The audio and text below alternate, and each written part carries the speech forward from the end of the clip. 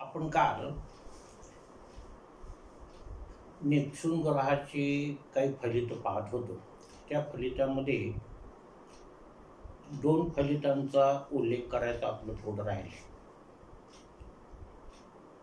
त्याच्या आधी आपण असं समजतो की हर्षल, नेपच्यून आणि प्लुटो हे एकापेक्षा एक जास्त मंदगती ग्रह आहेत. पूर्वी शनैश्चरती इति शनैश्चरः,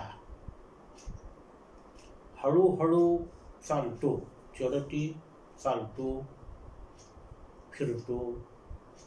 जो हळूहळू चालतो तो शनैश्चर म्हणून आपण शनीची ओळख खगोलशास्त्रामध्ये होती. त्याही पुढे जाऊन हर्षलची गती मंद आहे. त्याच्याही पुढे जाऊन नेपच्यूनची गती त्याहीपेक्षा मंद आहे आणि त्याच्याही पुढे जाऊन प्लुटोची गती त्याहीपेक्षा मंद आहे. गती मंद आहे म्हणजे त्याला सूर्याभोवती प्रदक्षिणा करायला काळ जास्त लागतो इतर ग्रहांच्या तुलनेने. म्हणून त्यांचे इतर ग्रहाशी होणारे योग सहजावारी कुंडली पाहत असताना आपण लक्षात घेत नाही. पण त्याचबरोबर हेही लक्षात घेत नाही की हे ग्रह जरी मंदगती असले तरी आपल्या सूर्यमालेमध्ये बुध, शुक्र, मंगळ हे ग्रह शीघ्रगती आहेत. त्याहीपेक्षा आपल्या पृथ्वीचा चंद्र जास्त शीघ्रगती आहे. म्हणून हे योग ग्रह हर्षल, नेपच्यून, प्लुटो स्वतःहून दुसऱ्या ग्रहाशी युती, प्रतियोग फार दीर्घकाळाने करत असले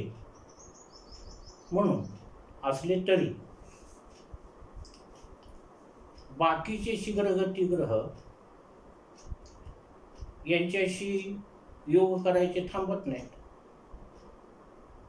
म्हणून एक मुद्दा आपण प्रकर्षाने लक्षात घेतला पाहिजे की हे मंदगती ग्रह आहेत म्हणून यांच्या इतर ग्रहाशी होणाऱ्या योगांचा विचार न करणं चूक आहे. कारण शेवटी योग होण्याशी फलित अवलंबून आहे, होण्यावर. मग हर्षल, नेपच्यून, प्लुटोच्या गतीमुळे झाले काय आणि बुध, शुक्र यांच्या गतीमुळे झाले काय? योग होतात. युती आहे, प्रतियोग आहे, केंद्रयोग आहे, नवपंचम, लाभ योग, वेगवेगळ्या प्रकारचे योग आहेत. आणि पाश्चिमात्य ज्योतिषाप्रमाणे त्यांची अंशात्मक अंतरे पण आहेत. ही कल्पना आधी स्पष्ट झाल्यानंतर म्हणजे इतर ग्रहांमुळे होणारे योग हे आपण लक्षात घ्यायला पाहिजे. Although Harshal, Neptune and Pluto are so slow motionary. कारण बाकीचे शीघ्रगती ग्रह त्याच्याबरोबर योग करता येतच. नेपच्यूनशी योगांचा विचार करत असताना थोडंसं चंद्राबरोबर होणाऱ्या फलिताचा आपल्याला विचार करायचा राहिला. चंद्र हा मनाचा कारक आहे, तसंच मानसशास्त्राचा पण कारक आहे. नेपच्यून जास्तीत जास्त परिणाम माणसाच्या मनावर करतो हे आपण पाहिलंय. मग काही वेळेला ते सकारात्मक परिणाम होतील, काही वेळेला नकारात्मक परिणाम होतील, काही वेळेला नायदर निगेटिव्ह नॉर पॉझिटिव्ह अशी फलित निर्माण होतील. पण ज्या ज्या वेळेला नेपच्यून आणि चंद्र यांच्यामध्ये कुयोग होतात, क्रूर नक्षत्रामध्ये किंवा पापग्रहांच्या सान्निध्यात, पापग्रहांच्या प्रतियोगात, युतीत, त्यावेळेला मात्र नेपच्यून हा माणसाच्या मनस्थितीवर फार वेगळा परिणाम करतो, नकारात्मक परिणाम करतो. मुळातच नेपच्यून हा एकांतवासप्रिय ग्रह आहे, संवेदनाक्षम आहे. म्हणून जास्त संवेदना मानसिक निर्माण करण्याचं काम हे नेपच्यून चंद्र युती किंवा प्रतियोगामध्ये जास्त होतं. आणि जर त्यावेळेला दोन्ही जर ऋण असतील तर व्यक्तीचं मानसिक स्वास्थ्य पूर्णपणे बिघडून जातं. इतकं बिघडतं की ती व्यक्ती वैफल्यग्रस्त होते. दुःख वेगळं, निराशा वेगळी आणि वैफल्य वेगळं. आणि एकदा का वैफल्य एखाद्या व्यक्तीला निर्माण झालं आणि ते जर दीर्घकाळ टिकलं,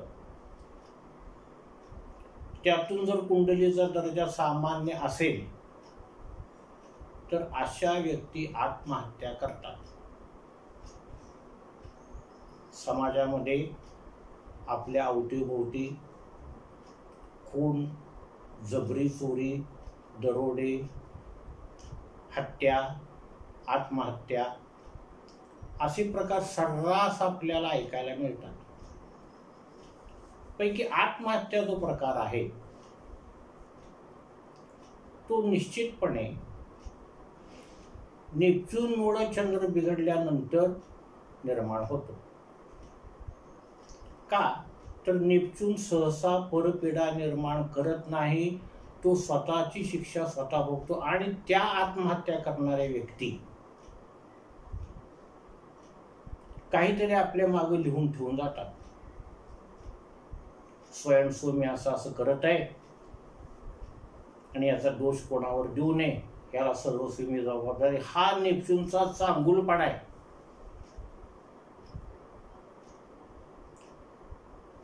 कारण परपेडा ही नेपच्यूनच्या अंमलाखाली येत नाही, येते, पण केव्हा त्याचे दोन शेजारी त्याच्यावर वाईट परिणाम करत असतील तर. त्याचे दोन शेजारी अलीकडे हर्षल, पलीकडे नेपच्यून, हे प्लुटो, हे त्याचे दोन शेजारी. त्यावेळेला नेपच्यून परपेडा करेल.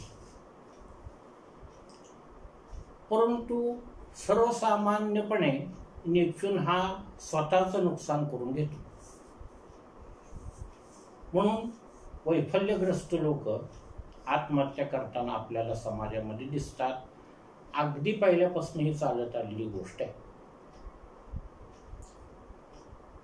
दुसरा एक मुद्दा,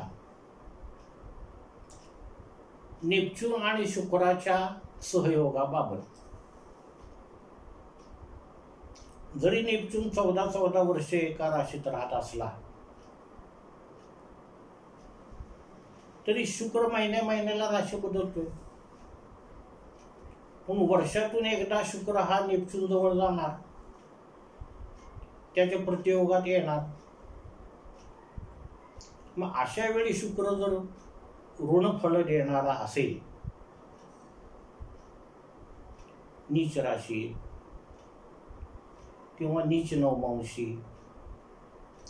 किंवा या शुक्रबरोबर दुसरा एखादा मंगळासारखा, शनीसारखा पापग्रह असेल, तर अशा वेळेला शुक्र नेपच्यूनच्या सहयोगाची, शुक्र नेपच्यूनच्या युतीची, प्रतियोगाची फळं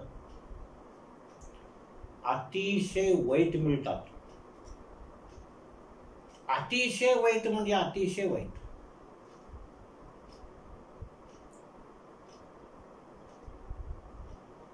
पूर्णपणे माणसाचं मन हे शुक्राच्या नियंत्रणाखाली जातं. मग शुक्राचे जे काही गुणधर्म आहेत, रजोगुणाचे, दुसऱ्या शब्दामध्ये मायेचे, मोहाचे, ममतेचे म्हणत नाही आपण, मायेचे, मोहाचे, कामवासनेचे, ते गुणधर्म तेज करण्यामध्ये किंवा त्यांच्यामध्ये वाढ करण्यामध्ये नेपच्यूनचा मोठा वाटा असतो. आणि मग जसं एखाद्या भक्ताला जळी स्थळी काष्टी पाषाणी परमेश्वर दिसतो, तसं नेपच्यून शुक्राने पीडित व्यक्तीला कायमस्वरूपी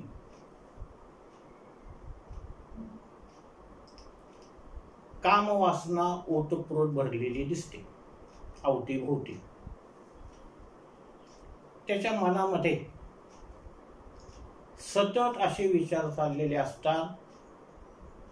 that person may be lady, may be gents, पुरुष अथवा स्त्री असो, विवाहित असो अथवा अविवाहित असो.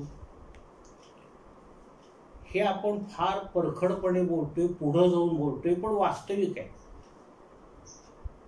मुळातच मागे आपण विधान केल्याप्रमाणे माणसाच्या मनातून कामवासना, शरीर भोगाचं आकर्षण पूर्णपणे नष्ट होणार नाही. का नाही? आपली निर्मितीच त्यातून झालेली आहे. माग आपण ही विधान केलेली आहे. जर गाडगं मडकं मातीपासून निर्माण झालंय, तर ते मातीपासून आलं होणारच नाही. म्हणून पूर्णपणे कामवासनेपासून अलिप्त होणं हे 99% जास्त लोकांना शक्य नाही. म्हणून काय आपण त्या व्यक्तीला दूषण देण्यामध्ये अर्थ नाही. पण व्हेन इट डिफाईज सर्टन लिमिट, मर्यादा सोडून ह्या गोष्टी जेव्हा अतिरेक होतो, त्यावेळेला मात्र त्या माणसाच्या आयुष्याची माती होते.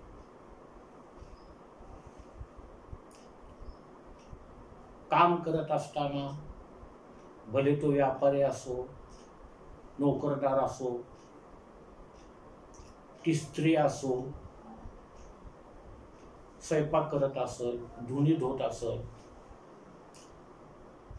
अशा लोकांच्या मनामध्ये सतत हे विचारचक्र चालू असतं असतं. आणि त्याहीपेक्षा वाईट गुण कोणता असेल तर याचं प्रकटीकरण बाह्य जगतामध्ये होत नाही. म्हणून अशा व्यक्ती आपल्याला उपद्रवी वाटत नाही, परंतु सतत त्यांच्या मनामध्ये कामवासनेविषयी, शरीर भोगाविषयी विचारचक्र चालू असतं. आणि थोडा का अवधी मिळाला, थोडं का एकटेपण मिळालं,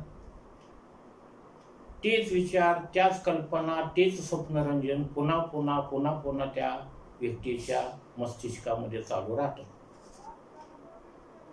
ही फार गुप्त गोष्ट तुम्हाला सांगत नाही. प्रत्येकानं आपलं आत्मपरीक्षण करावं. म्हणजे आपण आता कुठल्या विषयावर चर्चा करतो हे लक्षात येईल. कुंडली पाहत असताना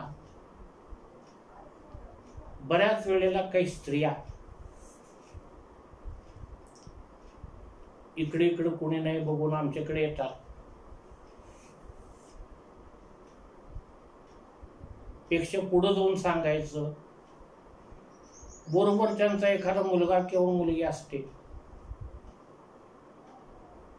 तरी देखील अशा स्त्रियांच्या प्रश्न विचारण्याच्या पद्धती डोकं चक्रावून टाकणारे आहेत, ते पुरुष आहेत 50 उलटलेले, 60 उलटलेले, त्यांना पुन्हा त्यांचं तारुण्य माघारी पाहिजे असतं, की जे कुठलाच ज्योतिषी काय किंवा कुठलाच डॉक्टर काय करू शकत नाही.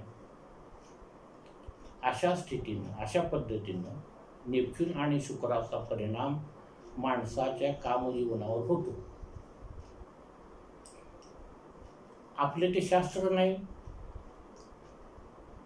किंवा आपली ची विषय करण्याची सध्याची वेळ नाही, परंतु हा पॉइंट त्या माणसानं न सांगता सुद्धा आपल्याला त्या माणसाच्या हातावर ओळखता येतो. अंगठ्याला लागून जो शुक्र आहे, त्या शुक्र उभ्या आडव्या रेखांचं बरंच जाळं पसरलेलं असेल, बारीक बारीक रेषा असतील, जंजाळ पसरलेला असेल, शुक्र कमी अधिक प्रमाणात फुगीर झालेला असेल, तर निश्चित ओळखायचं की ही व्यक्ती काम वासनेने पीडित झालेली आहे. कुंडलीमध्ये नेपच्यून शुक्राची स्थिती पाहावी आणि मग त्या कुंडलीचा दर्जा ठरवावा. ते लोक संसारिक असतात, मुलाबाळावर त्यांचं प्रेम असतं, त्यांची प्रगती व्हावी म्हणून ते धडपडत असतात, परंतु सुप्तावस्था जी त्यांच्या मनाची आहे, प्रोव्हाइडेड दॅट चंद्राची स्थिती ही पाहून जर आपण निश्चित केलं तर आपल्याला 100% खात्री, आणि त्या व्यक्तीची आपल्याला बऱ्याच वेळेला जर ओळख पाळख झाली कुंडली पाहता पाहता, तर ती व्यक्ती बरोबर आपल्या मनातली भावना आपल्यासमोर प्रकट करते. म्हणून त्या व्यक्तीला दोष देण्यात अर्थ नाही. त्याच्यावर उपाय आहेत. उपाय एवढेच आहेत की तू जास्तीत जास्त झोप घे किंवा जास्तीत जास्त आरोग्यशास्त्राचा अभ्यास कर. कारण अतिकाम वासनेनं होणारं अनारोग्य आरोग्यशास्त्राचा अभ्यास करताना लक्षात येतो. हा त्याच्यावरचा उपाय आहे. दैवी उपाय पण आहेत, तो भाग वेगळा. अशा पद्धतीनं आपण अगदी थोडक्यामध्ये नेपच्यून चंद्र आणि नेपच्यून शुक्र यांची गुणधर्म पाहिल्यानंतर सगळ्यात शेवटचा आपल्या सूर्यमालेतला, आज आपण शेवटचा म्हणतोय पण कालांतरानं अजून काय खगोलशास्त्र त्यामध्ये भरती टाकल, आपल्याला नवीन माहिती पुरवल. प्लुटो विषयी माहिती घेणार. हा प्लुटो ग्रह आज मितीला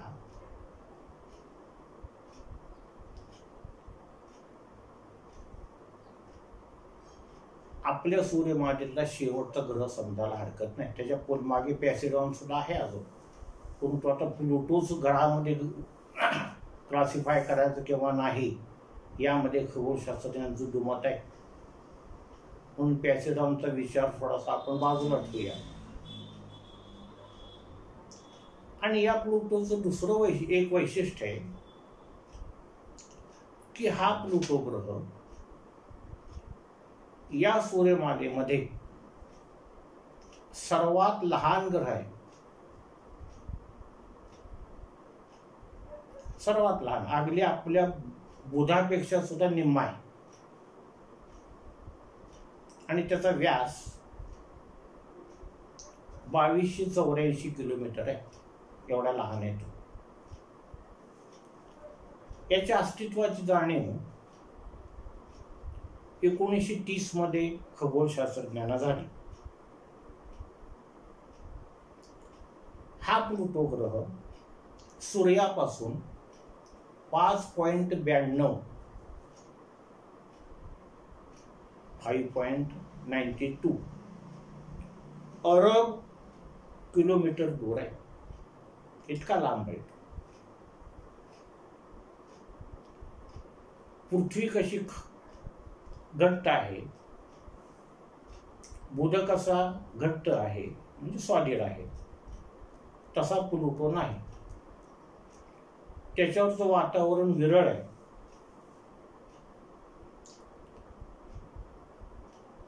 आपल्या प्राचीन धर्मशास्त्रामध्ये प्लुटोला प्लुटो म्हणून संबोधलेलं नाहीये, पण यम देवता अशा देवतेच्या स्वरूपामध्ये प्लुटोला मान्यता दिलेली आहे. पुन्हा पुन्हा तेच बोलण्याचा अर्थ नाही, कारण स्पष्ट जेव्हा काही जाणवत नाही, दिसत नाही, पकडता येत नाही. आणि खरंच आहे, 20-20 वर्ष जर तो एका ठिकाणाहून दुसऱ्या ठिकाणी यायला लावत असेल तर त्याच्याविषयीची नियमित माहिती आपल्याला मिळवता येणार नाही. आणि मग त्याला देवाचं स्वरूप द्यायचं, जसं हर्षलला दिलंय, नेपच्यूनला दिलंय. वरुण देवता नेपच्यूनची, हर्षलची प्रजापती देवता, तशी प्लुटोची यमदेवता किंवा यम म्हणजे प्लुटो.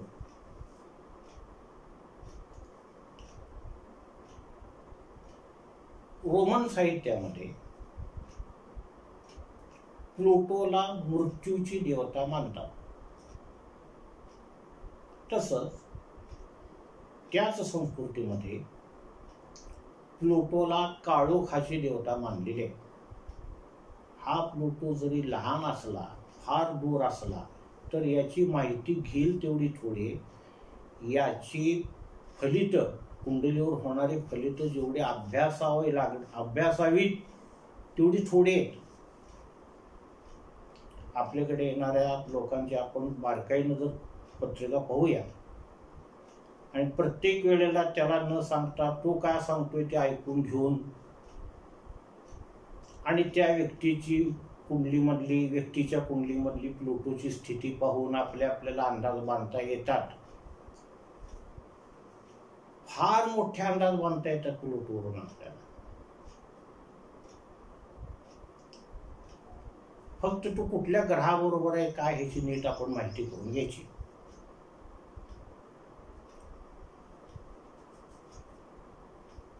हा प्लुटो सूर्याभोवती एक प्रदक्षिणा पूर्ण करण्यासाठी म्हणून 249 वर्ष घेतो. कोणी म्हणतात 248 वर्ष 9 महिने.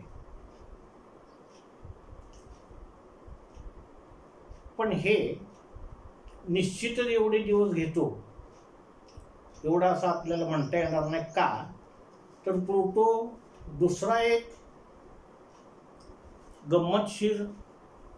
गंमतशीर वर्तन करतो.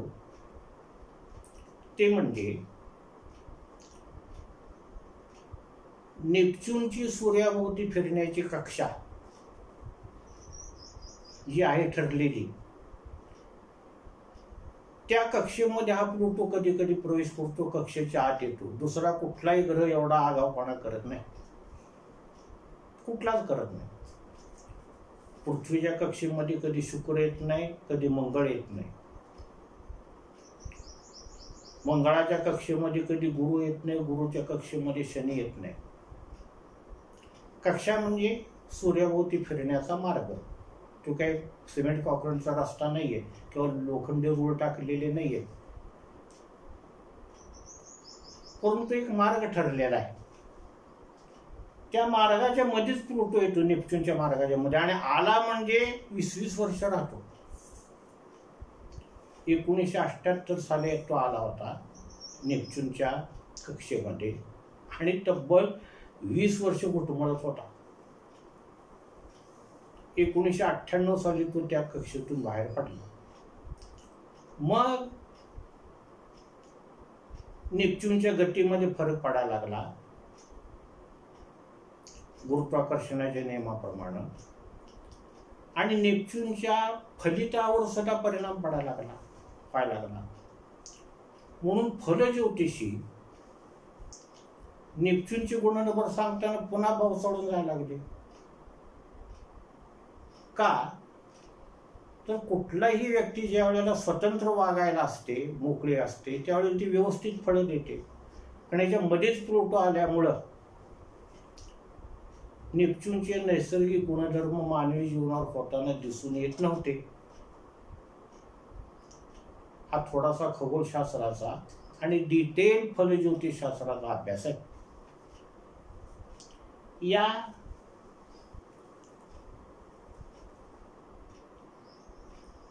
प्लुटोचा अभ्यास करण्यासाठी म्हणून अमेरिकन अंतराळ संस्था नासा यांनी 19 जानेवारी 2006 रोजी यान पाठवलं आणि तब्बल 9 वर्ष प्रचंड वेगाने प्रवास करून म्हणजे 14 जुलै 2015 यावेळेला ते प्लुटोच्या जास्तीत जास्त जवळ गेलं आणि तिथून पृथ्वीकडं फोटो पाठवायला सुरुवात केली. आणि त्या फोटोवरून खगोलशास्त्रज्ञांनी प्लुटोची माहिती, त्याच्यावर असणाऱ्या वातावरणाची माहिती जनसामान्यांसाठी खुली केली.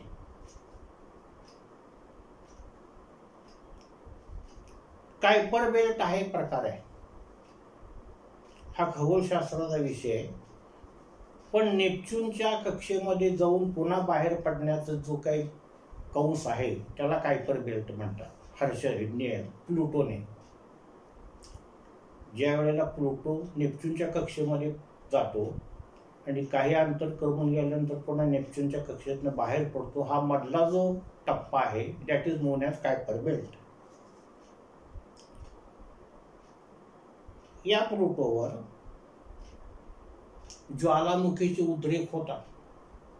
मुळात 2284 किलोमीटर व्यासाचा म्हणजे फार कमी आहे. पृथ्वीपेक्षा तर आकारमान कमीच आहे, नव्हे बुधापेक्षा निम्म्यानं कमी आहे. तरी देखील या प्लुटोवर तरी देखील या शब्दाला इथं अर्थ नाही आहे, पण या प्लुटोवर एवढ्या प्रदेशामध्ये ज्वालामुखीचे प्रचंड स्फोट होतात. असं असूनच्या असून उंचच्या उंच डोंगर आहेत. असं असूनच्या असून काही बर्फाळ प्रदेश आहेत. असं वैचित्र्यानं भरलेला पृथ्वीचा भूगोल आहे. काही सपाट प्रदेश आहेत. They are made up of hydrocarbons. आपण रसायनशास्त्रामध्ये कार्बोहायड्रेट आणि हायड्रोकार्बन पाहिले. Carbohydrate the compound of carbon, hydrogen आणि oxygen, that is the carbohydrate, साखर वगैरे. आणि hydrocarbon the compound of carbon and hydrogen only. या सपाट प्रदेशावर बऱ्याच मोठ्या प्रमाणावर आपल्याला हायड्रोकार्बन सापडतात. त्याचबरोबर नायट्रोजन आहे, मिथेन आहे आणि कार्बन डायऑक्साईड वायू आहे.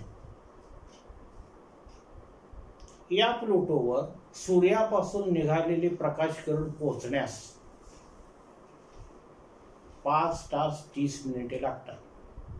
म्हणजे सूर्य उगवल्यानंतर प्लुटोवर, पृथ्वीवर नाही, 5.5 तासानं सूर्याचं दर्शन होतं. सूर्यापासून निघालेली किरण प्लुटोवर पोहोचण्यासाठी म्हणून 5.5 तास लागतात. आणि या प्लुटोचं ग्रॅव्हिटेशन जे आहे ते पृथ्वीच्या ग्रॅव्हिटेशनची तुलना करताना 6% आहे. म्हणजे जर एखाद्या माणसाचं वजन पृथ्वीवर 70 किलो असेल तर त्या माणसाचं वजन प्लुटोवर गेल्यावर 4.5 किलो भरत. वजन कमी करायचा चांगला उपाय आहे. वजन कमी करायचं आहे ना, प्लुटोवर जा. तुमचं वजन इथं 70 किलो, डॉक्टर सांगतात वजन कमी करा, उपाशी मरू नका, प्लुटोवर जावा, तुमचं वजन आपोआप कमी भरतंय. प्लुटोला एकूण 5 चंद्र आहेत आणि या 5 चंद्रापैकी चेरॉन हा प्लुटोचा सर्वात मोठा चंद्र आहे.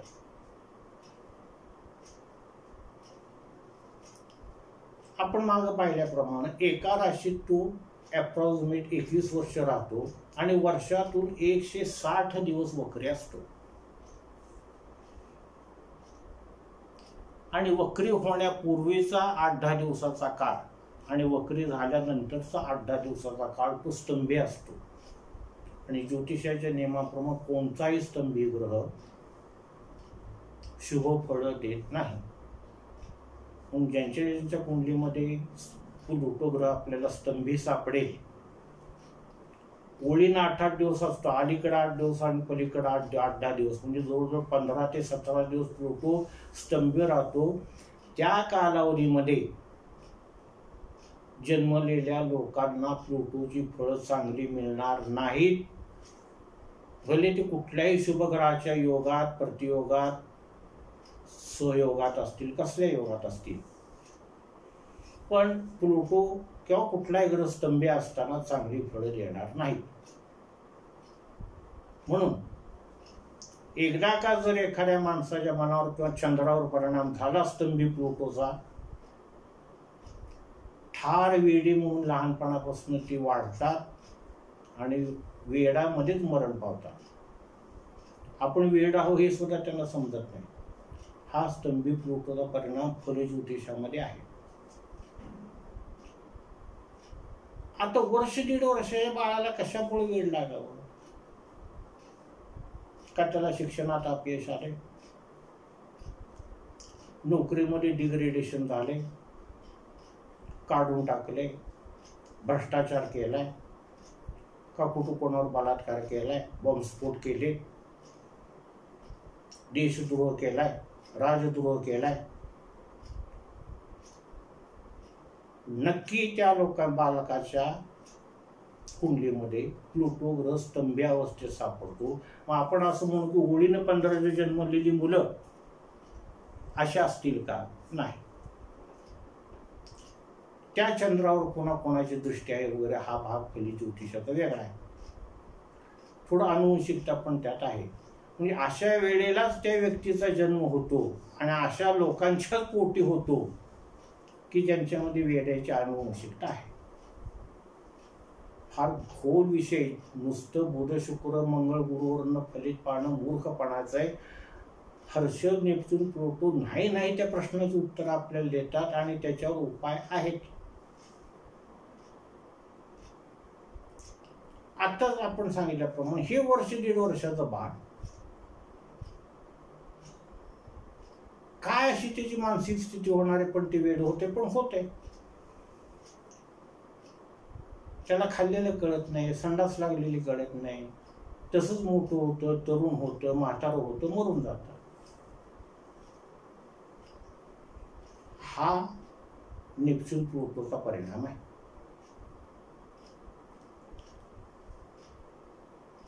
खरे ज्योतिषाने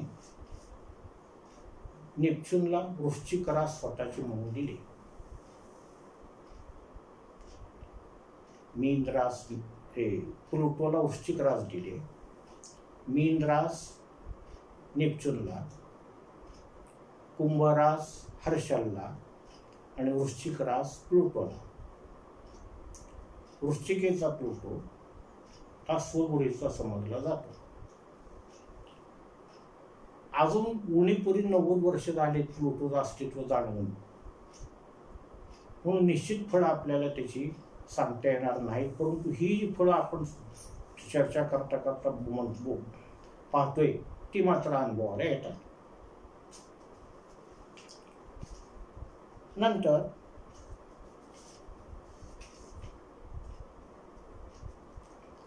नेपच्यूनच्या बाबतीत आपण सिक्स्थ सेंटर हा विषय केला होता. तर प्लुटोच्या बाबतीमध्ये सिक्स्थ सेंटरच्या पलीकडं तो एक प्रकार आहे. अजून मी म्हणणाऱ्या मानसशास्त्रज्ञांना याचं कोडं उलगडलेलं नाही. कालच आपण पाहिलं की भविष्य सांगायला काही काही लोकांना कुंडलीची हस्तरेची गरज नसते, त्यांचा नेपच्यून तेवढा बलवान असतोय. त्याहीपेक्षा काही अशी विचित्र लोक आहेत, सहज बोलता बोलता काहीतरी बोलून जातात आणि पुढं कालांतराने ते खरं घडतं. सिक्स्थ सेन्सच्या पुढं प्लुटोची सेन्स आहे. आता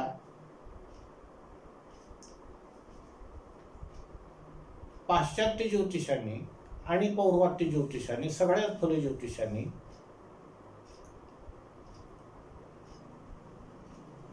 कोणी कोणी प्लुटोला मंगळाप्रमाणे फळ देतो असं सांगितलंय आणि कोणी कोणी प्लुटो हा शनीप्रमाणे फल देतो असं सांगितलंय. परंतु एवढं मात्र निश्चित, आजपर्यंत आम्ही 40 वर्ष झाली पत्रिका लोकांच्या पाहतोय, प्लुटो कंबाईन्ड इफेक्ट आहे शनी आणि मंगळाचा. शनीचे गुणधर्म जास्त तीव्रपणे जाणवण्याचं काम प्लुटोकडे आहे, मंगळाचे गुणधर्म जास्त प्रमाणे तीव्रतेने जाणवण्याचं काम प्लुटोकडे आहे. म्हणून प्लुटोच्या बाबतीत आपल्याला स्पष्टपणे विधान करता येतं की शनी आणि मंगळ यांचे कंबाईन्ड इफेक्ट प्लुटोमध्ये आपल्याला दिसून येतात. म्हणून एखाद्या व्यक्तीच्या कुंडलीमध्ये शनी, मंगळ आणि प्लुटो हे तिघेही जर क्रूर नक्षत्रात असतील तर त्या व्यक्तीला लवकरात लवकर आपल्या समोरून उठवावं.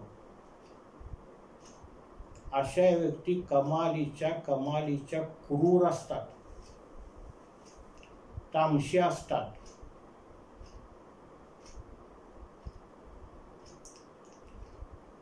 क्रूर नक्षत्रातला अशुभ स्थानातला प्लुटो तेच ऐकतो की जे ऐकायची त्याला इच्छा असते, नाहीतर ते ऐकून घेत नाही तुमचं. तेच पाहतो की जे पाहिजे त्याला इच्छा असते. दुसरं जर काही तुम्ही त्याला दाखवायला लागला तर तो पाहणार नाही, मला दिसत नाही म्हणाल. म्हणून विकृत प्लुटोचा सहवास हा कुणालाही धोकादायक ठरू शकतो.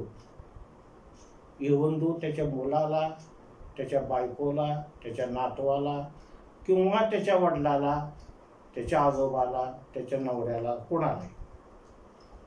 कारण हे लोक केव्हा क्रूर कर्म करतील सांगता येत नाही. केव्हा व्हेन अँड व्हेन शनी, मंगळ आणि प्लुटो हे जर बिघडलेले असतील तर, बिघडलेल्या अर्थात आपल्याला लक्षात येतो. नंतर विदिन वन सेंटेन्स प्लुटो हा तमोगुणी पुरुष ग्रह आहे. ह्यात सगळा अर्थ लक्षात घ्यायचा आपल्याला. तमोगुणी पुरुष ग्रह आहे. सत्वगुणाची, रजोगुणाची अपेक्षा प्लुटोकडून करायची नाही. मग आपण असं म्हणूया की कुंडलीमध्ये कुठं कुठं प्लुटो असणारच आहे. येस. म्हणून प्रत्येक माणसामध्ये कुठं कुठं हे पशु दडलेलंच आहे, जनावर दडलेलंच आहे. मग ते सापासारखं असू, माकडासारखं असू, कुत्र्यासारखा असू किंवा अव्याहतपणे कष्ट करणाऱ्या बैलासारखा असू, पण प्रत्येक माणसामध्ये एक जनावर दडलेलंच आहे. म्हणून आपण स्पष्ट विधान करू शकतो की प्लुटो हा तमोगुणी पुरुष ग्रह आहे. आणि एक प्लुटोचं वैशिष्ट्य आहे, ज्या ग्रहाबरोबर प्लुटो असतो, आणि मगाशी आपण सुरुवातीला स्पष्ट केलंय की प्लुटोला प्रत्येक ग्रह युती प्रतियोग करायला जातोच. चंद्र रवी पासून राहू केतू शनीपर्यंत सगळे जातात. जरी प्लुटो स्वतः हळू चालत असला तरी बाकीचे भरभर चालत त्याच्यापासून जातात. प्लुटो ज्या ग्रहाच्या युतीत आहे, लिसन इट, प्लुटो ज्या ग्रहाच्या युतीत आहे त्या ग्रहाचं कारकत्व बिघडवतो. कारकत्व म्हणतोय आपण. उदाहरण, सूर्य प्लुटो अंशात्मक युती किंवा प्रतियोग. मग आता सूर्य कोणाचं कारकत्व आहे आपण आता सगळे शिकलोय, कुठल्या कुठल्या ग्रहाचं कारकत्व कोणाला आहे ते. सामान्य कुंडल्यामध्ये सूर्य पितृसौख्याचं कारकत्व आहे. तर अंशात्मक युती असेल सूर्य प्लुटोची, इथे प्लुटो अष्टांगत झाला, अंशात्मक युती झाली म्हणजे. अंशात्मक प्रतियोग असेल, त्याच वेळेला दशमेश जर सूर्याने युक्त असेल किंवा वृश्चिक लग्न असेल, वृश्चिक लग्नाला आपोआपच दशमेश सूर्य होतो, तर निश्चितपणे त्याचं आणि त्याच्या वडिलाचं पटत नाही. खटके उडतात, भांडणं उडतात. एवढंच काय, शनीमुळे होणारे खटके वेगळे, पण प्लुटोमुळे उडणारे खटके म्हणजे एवढे विचित्र असतात की दोघात हाणाहाणी होते, मारामारी होते बापलेकामध्ये. एक नसेल असाध्य आजाराने बाप अंतरुणावर खिळून पडतो.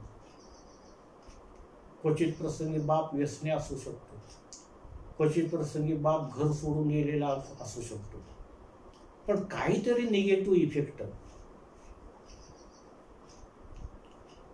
हा सूर्याच्या संदर्भात मिळालेला असतो. कुंडलीचा दर्जा त्याच्यापेक्षा जरा थोडासा वरचा असेल तर अशा व्यक्तीचे आणि शासकीय कर्मचाऱ्यांचे शासनाचे तंटे बखेडे होतात. काहीतरी शासकीय नियमाच्या विरोधात काम करणं, शासकीय अधिकाऱ्याबरोबर किरकिर निर्माण होणं, तक्रार निर्माण होणं, मग त्यातून तुरुंगवास घडणं, बंधने घेणं, कारण सूर्य शासनाचं कारकत्व असं होतं म्हणजे होतं. आणि कुंडलीचा दर्जा त्याहीपेक्षा उच्च स्वरूपाचा असेल तर अशी माणसं स्वतः मोठी होतात पण शासनाबरोबर सतत लढत असतात. विरोधी पक्षात राहून मोठी होतात, सत्ताधारी पक्षाच्या विरोधात राहून मोठी होतात आणि त्यांना देशमान्यता, राज्यमान्यता मिळते. राजमान्यता म्हणत नाही मी, राज्यमान्यता मिळते. आपण ह्याच्या आधी एका देशभक्ताचं नाव घेतलेलं आहे, स्वातंत्र्यवीर सावरकरांचं.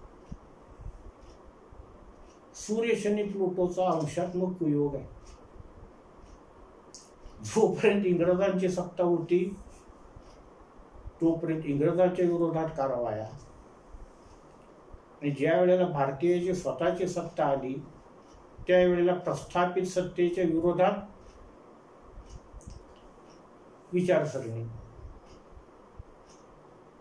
विचारसरणी खूप चांगली असेल पण ती शासनाच्या विरोधात असते, सत्ताधारी पक्षाच्या विरोधात असते. सेम लॉ, तोच नियम आपल्याला चंद्राच्या बाबतीत लावता येतो. चंद्र प्लुटो असते तर मातेला असं त्रास आमका तुमका. याप्रमाणे ज्या ग्रहाच्या कारकत्वाबरोबर प्लुटो आहे त्या ग्रहाचं कारकत्व बिघडवतो. मंगळ प्लुटो भावामध्ये कोर्ट कचेरी करायला लावतो म्हणजे लावतो. ती इस्टेटीवरनं असोत,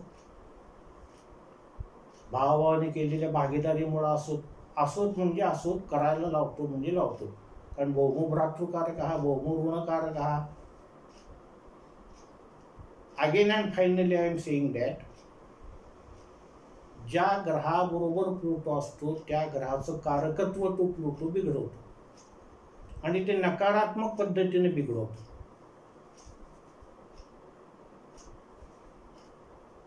नंतर ज्या भावामध्ये प्लुटो असतो त्या भावासंबंधी एखादं अशुभ फळ तो देतो. वरनंतर लग्नी प्लुटो आहे आणि प्लुटो जर लग्नाच्या उदित भागामध्ये भावारंभी उदित असेल, भाव मध्यात असेल, तर कुठेतरी एखाद्या शरीराला वैगुण्य तो निर्माण करतो. हे प्लुटोचे सगळे आपण नकारात्मक परिणाम पाहतो. प्लुटोचा दुसरा गुण, तो शिक्षणात अडथळे निर्माण करतो. जर एखाद्याच्या लाभात प्लुटो असेल तर नक्की समजायचं की याच्या शिक्षणामध्ये काही ना काहीतरी अडथळे निर्माण झालेले आहेत. मग खेडेगावातलं राहणीमान असो, मग शहरापर्यंत त्याला शिक्षणाला जाता येत नाही, जायची सोय नाही, शहरगावामध्ये कोणी काही पाहुणा नाही, घरची परिस्थिती नाही, अशा काही ना काहीतरी कारणामुळे शिक्षणामध्ये अडथळे येतात, बुद्धिवान असून सुद्धा.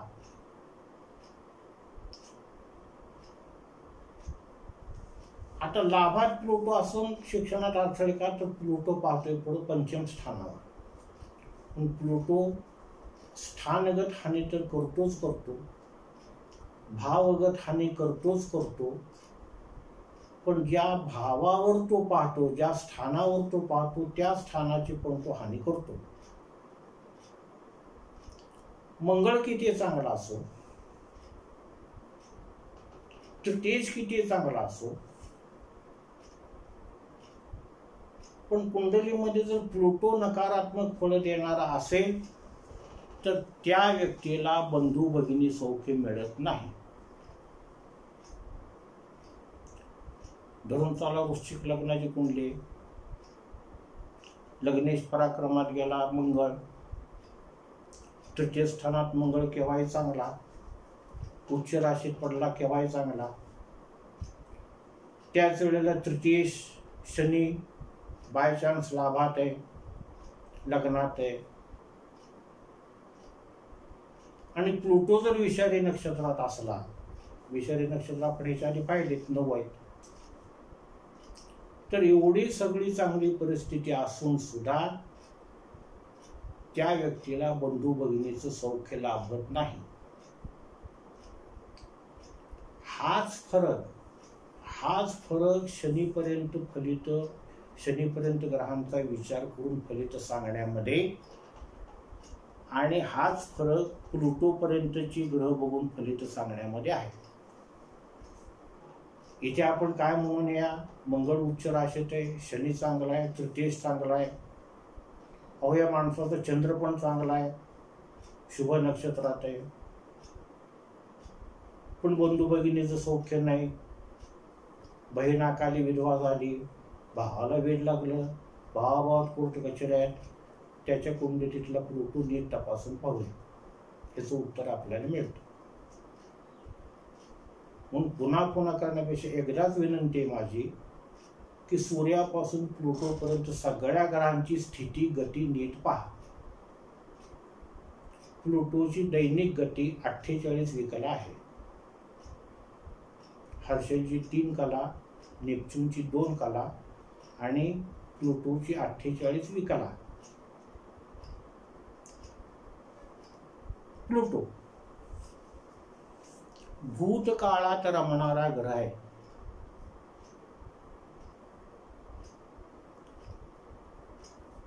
हर्षल वर्तमान काळात जगणारा ग्रह आहे. नेपच्यून भविष्य काळावर आशा करून जगणारा ग्रह आहे. भविष्य काळाचा विचार करत जगणारा ग्रह आहे. म्हणजे हर्षल जास्त प्रॅक्टिकल आहे, पण प्लुटो भूतकाळात रमणारा, भूतकाळाच्या आठवणीवर जगणारा ग्रह आहे.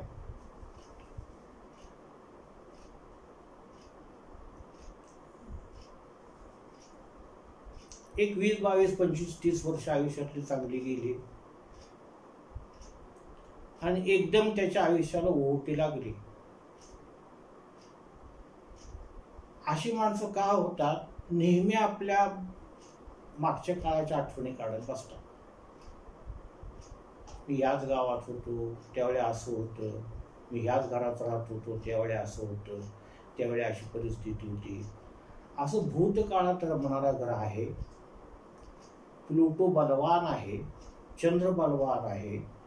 त्यावेळेला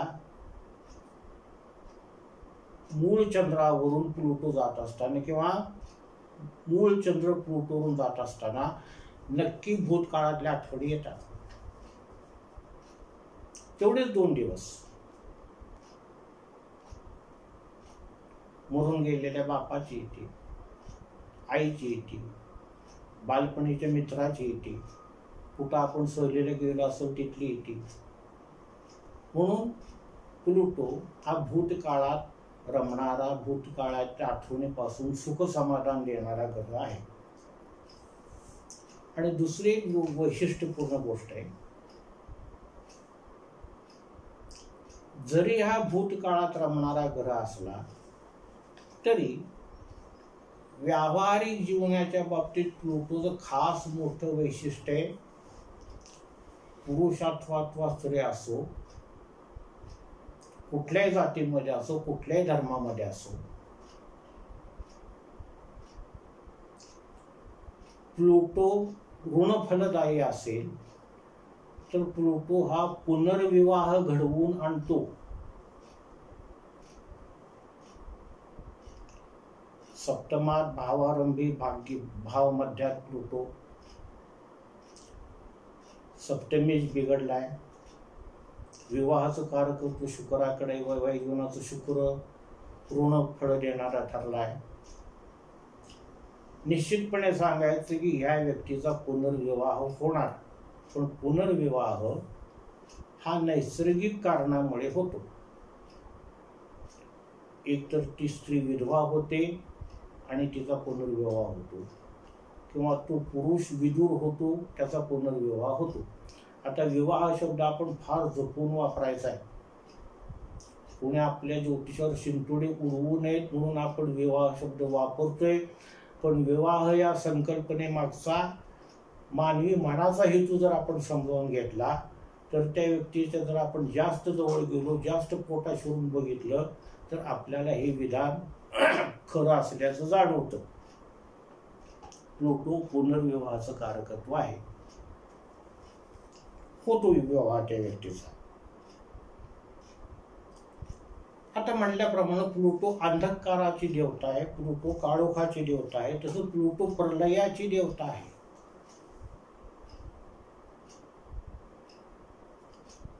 कयामत काही राहणार नाही. त्याचं उदाहरण आपण सध्या आजच्या एप्रिल 2020 ला घेतोय. अंकशास्त्र काही सांगू, अजून कुठल्या पद्धतीची ज्योतिषी काही सांगू, डिसेंबरच्या शेवटी 2019च्या किंवा मध्यापासून ते आजच्या एप्रिल अखेरपर्यंतच्या तारखेपर्यंत जी मृत्यूचं थैमान चालू आहे त्याच्या मागे प्लुटोचा फार मोठा हात आहे. त्याला मदत करणारे दुसरे आहेत. नीच राशीला गुरु आहे, अमकय तमकय. म्हणून आपण एक विधान केलं होतं की प्लुटो हा मंगळाचे आणि शनीचे गुणधर्म देतो. Combined effect of Saturn and Mars. आणि याच्या दुष्परिणामाला, याच्या संहाराला कुणीही थांबवू शकत नाही काळाशिवाय.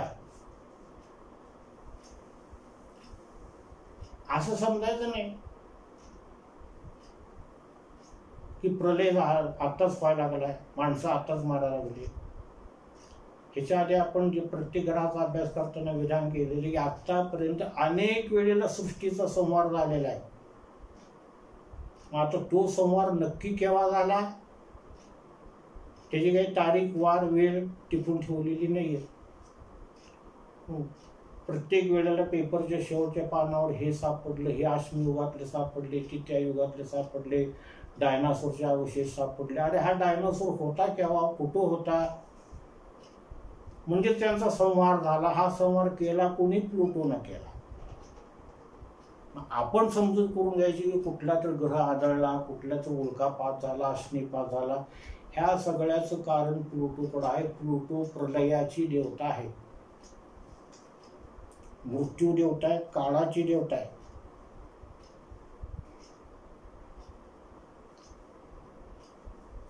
आणि हाच प्लुटो ज्या वेळेला अतिशय चांगल्या अवस्थेमध्ये असतो,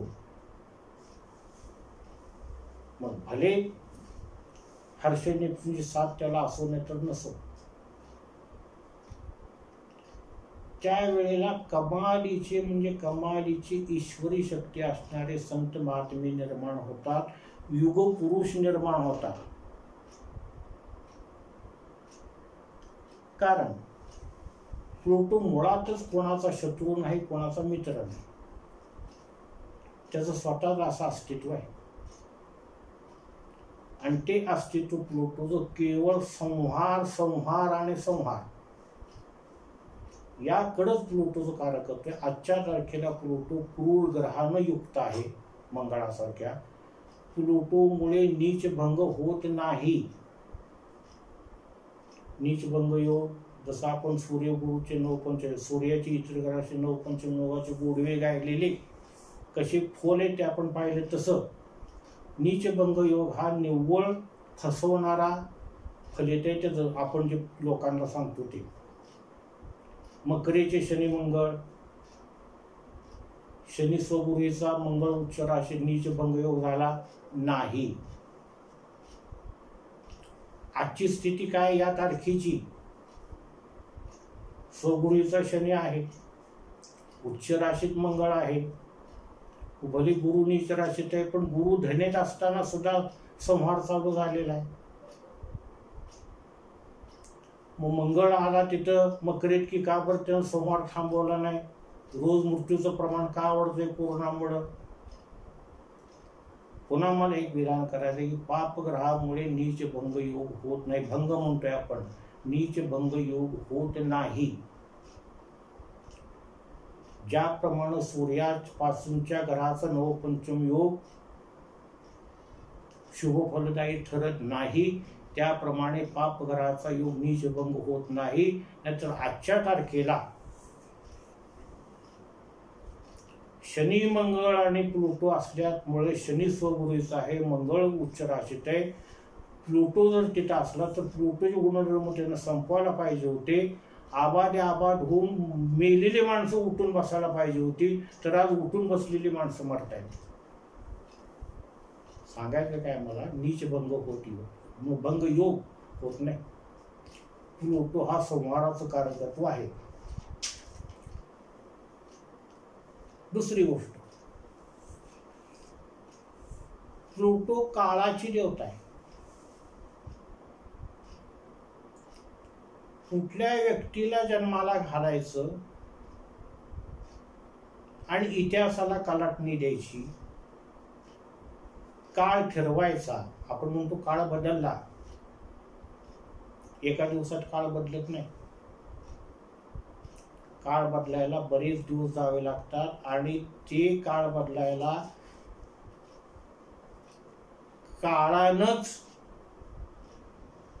तशी व्यक्ती जन्माला घालावी लागते. पुन्हा कालचं उदाहरण छत्रपती शिवाजी महाराजांचं घेऊ. युगपुरुष होतात प्लुटोचं बळ असणारे माणसं. कारण काळ ज्याच्या अंकित आहे तो काळाला बदलू शकतो. युगपुरुष होतात अशी माणसं हातामध्ये पिस्तूल नसताना, हातामध्ये तलवार नसताना, अफाट पैसा, 2-5 लाख लोक तैनात असं नसताना मोहनदास करमचंद गांधी या व्यक्तीनं देशाचा पालट केला. आता 3 देश झाले, बांगलादेश, पाकिस्तान, भारत. आपण त्यावेळेला काय होतं, ज्या वेळेला 1920 नंतर युग चालू झालं महात्माजींचं, गांधींचं, का होतं महात्मा गांधीच्या हातामध्ये पिस्तूल होतं? नाही. 500, 1000, 10,000 एकर जमीन मालकीची होती बापदाद्यांची? नाही. कोणाच्या डोक्यावर हात ठेवून चमत्कार घडवलाय? नाही. पण अशी जी माणसं साधी साधी कृती करतात, साधं साधं बोलतात, त्यांच्या त्या कृतीतून, साध्या बोलण्यातून लोक भारावून जातात. एक हाक मारली तर करोडोनं देश पेटून उठत होता. ही कृपा प्लुटोची. मोहनदास करमचंद गांधी कोणाला नोकऱ्या लावत नव्हते, कोणाला सबसिडी देत नव्हते, कोणाला ग्रँट देत नव्हते. या घर प्रपंचाचं वज वाटोळ होत होतं त्यांच्या नादी लागले तर, पण लोक लागत होते नादी त्यांच्या, लागलेत. आणि म्हणून आपण आजचे दिवस पाहतोय चांगले. ही इच्छा कोणाची? प्लुटोची. साधी, एखादी साधी कृती करतात ती लोक, साधी, आणि त्याचा दीर्घकाळ टिकणारा नव्हे, जगाचा इतिहास पालटण्याचा परिणाम होतो त्या बाबीचा. उचललेस तू मीठ मूठ भर, उचललेस तू मीठ मूठ भर, साम्राज्याचा खचला पाया. बघा, मिठावर कर लादला. बापूजींनी सत्याग्रह केला आणि कर न देता मीठ उचलणार म्हणून मुठभर मीठ उचललं, आणि काय झालं? साम्राज्याचा पाय खचला. कोणत्या साम्राज्याचा? ब्रिटिश साम्राज्याचा. इतक्या साध्या साध्या गोष्टीमुळे महाभयंकर परिणाम करणारी घटना घडतात. पण त्या व्यक्तींना काळानं जन्माला घालावं लागतं. आई बापाने जन्माला घालून उपयोग नाही. आजची गोष्ट सोडा, पण एकेकाला 5-5 मुलं, 5-5 मुली, 10-10, 12-12 लेकरं एकेकाला होती मागच्या आमच्या पिढीमध्ये.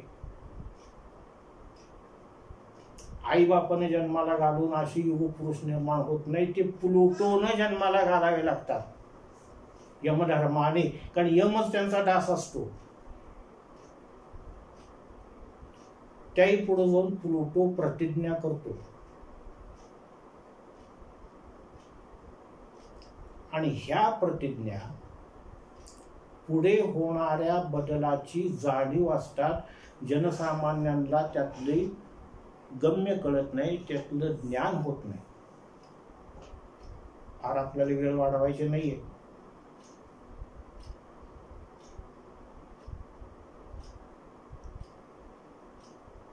माझ्या मुलानं सुद्धा राज्य कायद्यावर अधिकार चालवू नये म्हणून मी आजन्म ब्रह्मचारी राहून म्हणणारा भीष्म प्रतिज्ञा.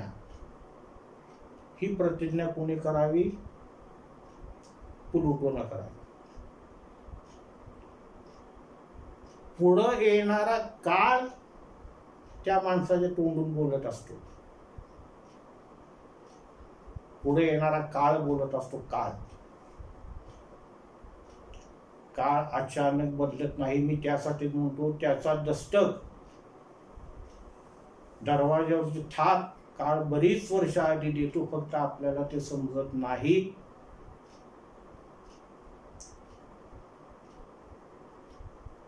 पांडू राजा वनामध्ये गेला म्हणून धृतराष्ट्राला अभिषेक केला.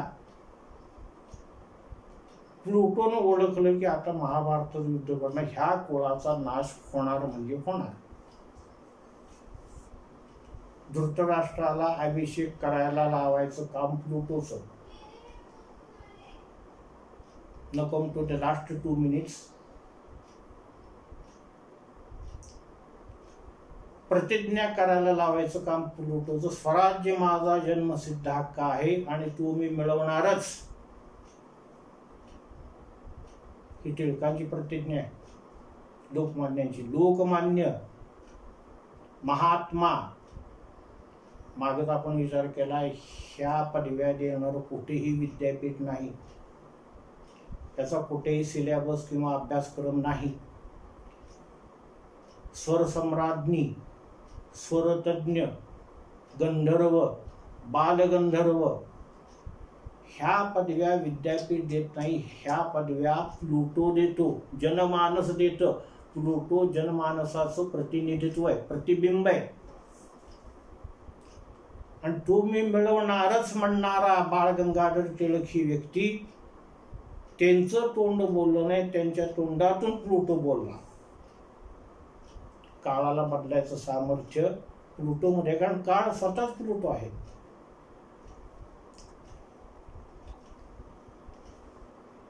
त्याप्रमाणे 1903 साली जन्मलेले स्वामी स्वरूपानंद ईश्वराचे अंश. लोकांचा उद्धार करण्यासाठी, लोकांना सन्मार्गाला लावण्यासाठी ईश्वरानं माणसाच्या शरीरामध्ये प्रवेश केला आणि ते मानवी शरीरामध्ये आले म्हणून माणसाप्रमाणे त्यांना वागावं लागलं ना. आपण पोस्टात नोकरीला लागतो, पोस्टाचे सगळे नियम पाळायला पाहिजे. मास्तर म्हणून लागतो, मास्तरचे सगळे नियम पाळायला पाहिजे. तसं परमेश्वराचा अंश जेव्हा मानवी योनीमध्ये येतो त्यावेळी तो मानवी योनीचे सगळे गुणधर्म पाळतो, पाळावेच लागतात, कारण काळाचे नियम त्याला चुकवता येत नाहीत. दॅट इज व्हाय स्वरूपानंदासारख्या व्यक्ती काळानंच आपल्या समोर ठेवल्या पाहिजे. ज्यांच्या समोर ठेवल्या गेल्या ते भाग्यवान, ज्यांनी त्यांना पाहिलं ते भाग्यवान, ज्यांच्या डोक्यावर त्यांचा हात राहिला ते भाग्यवान. शिवाजी महाराज असो, गांधीजी असो, टिळक असो. आणि प्लुटो काळ बदलायला लावतो म्हणजे लावतो कसं, फार सखोल विचार करणारा प्लुटो. पण आततायी निष्कर्ष प्लुटो आततायी निर्णय घेत नाही. परखडपणे सांगतो, हिंदू म्हणून जन्माला आलो पण मी हिंदू म्हणून मरणार नाही. महामानव डॉक्टर बाबासाहेब आंबेडकरांचं विधान आहे. ह्याला ताकद लागते प्लुटोची. प्रचंड मोठ्या पसाऱ्याचा भारत देश कसा चालावा याचं संविधान लिहिण्याची ताकद, ती बुद्धी द्यावी लागते प्लुटोनं. अशा पद्धतीनं प्लुटो सकारात्मक नकारात्मक कसे परिणाम देतो हे आपण पाहिलं.